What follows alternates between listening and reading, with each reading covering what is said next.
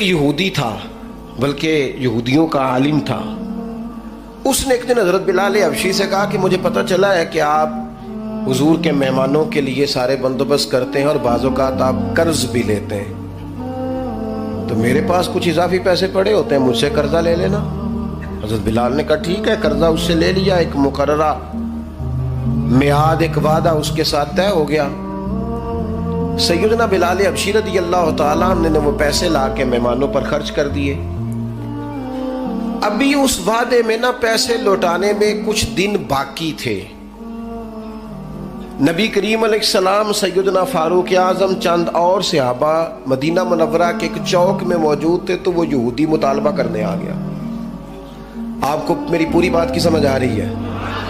یعنی ابھی جو معاہدہ ہے، جو طے شدہ تاریخ ہے، اس میں دن باقی ہیں.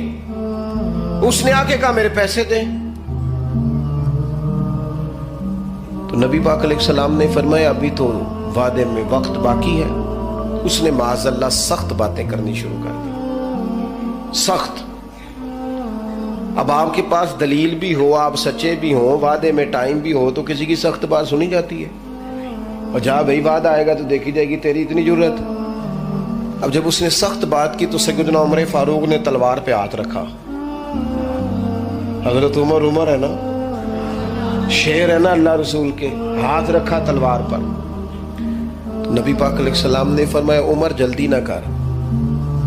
بڑی بردباری سے، حلیمی سے، اطمینان سے، سکون سے. حضور فرمانے لگے عمر اس نے پیسے لینے ہیں، وہ مطالبہ کر سکتا ہے، تمہیں چاہیے تھا کہ تم اسے کہتے ذرا نرمی کر، مجھے کہتے پیسے ادا کر دے. حضور فرمانے لگے اب اس طرح کرو، اس کے ساتھ جاؤ، فلاں جگہ کھجوریں پڑی ہیں، جتنا اس کا قرض ہے اتنی کھجوریں تول کے دے دو، اور یہ جو تم نے تلوار پہ ہاتھ رکھا ہے نا، اسے ڈرایا ہے، تھوڑی کھجوریں زیادہ بھی دے دینا. آپ کا بردبار ہونا، حلیم الطبع ہونا، مزاج میں ٹھہراؤ ہونا، سکون ہونا، یہ بڑا بندے کو نا وفادار بنا دیتا ہے.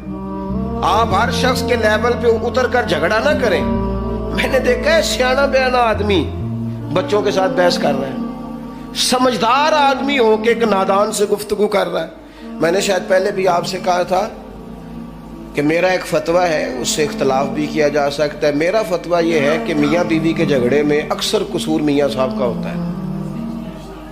ہو گئے ہونا ناراض، لگ پہ ہونا پورا نا. ہاں میں نے پتا سی یہ جتنے ہی فتویٰ دیتے اتنے ہی حال ہویا ہے. میاں بیوی کے جھگڑے میں نا زیادہ تر غلطی میاں صاحب کی ہوتی ہے. کیوں بھلا؟ اس لیے کہ عورت بیچاری کی عقل ناقص ہے، اس کی آدھی ہے. وہ پورا سوچنا بھی چاہے تو شعوری طاقت اتنی بلند نہیں. تو میاں صاحب کی تو پوری ہے نا. تو پھر جھگڑا ختم کس نے کرنا تھا؟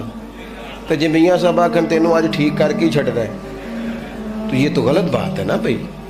آپ یہ دیکھیں کہ اللہ تبارک و تعالیٰ نے مرد کو عورت پر افسر بنایا ہے. آپ کو چاہیے تھا آپ کا حوصلہ بھی بڑا ہوتا، آپ دلیر ہوتے، بڑی ساری غلطیاں درگزر کرتے، محبت کا لہجہ اختیار کرتے. آپ کو یہ حق حاصل نہیں تھا کہ آپ بے جا سختی کرتے. آپ کی توجہ ہے میری بات پر؟